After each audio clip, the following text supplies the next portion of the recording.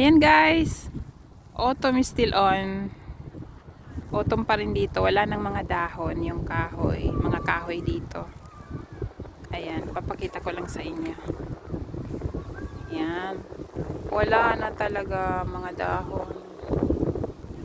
Ayan, autumn na autumn.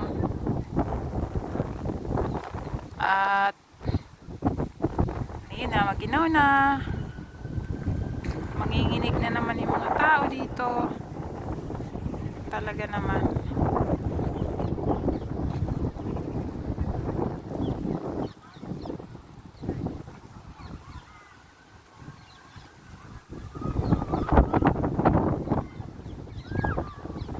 Ayan. May mga tao din naglalakad, ang iba nag-jogging. Kaya ano, mas maganda din mag-jogging. At least 20 minutes a day, napakaganda yon sa katawan natin. It's a lot of benefits. Lalo na ma-burn ng ma-burn yung calories natin every day. So, ayun. Nakaka-help. Guys, ito ipapakita ko na lang to sa inyo. Pag autumn na, wala na mga dahon.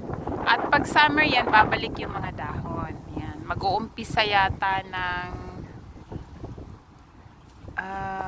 February, March, ganun. So, yan.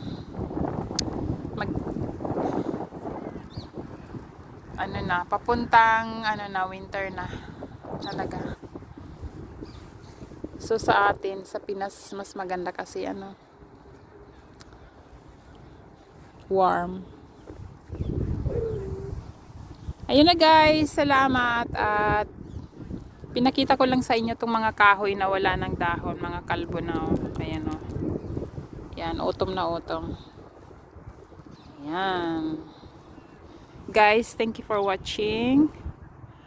And this is a short video and I can show you more videos as soon as I can. Thank you very much for watching. Bye for now. Thank you. Bye.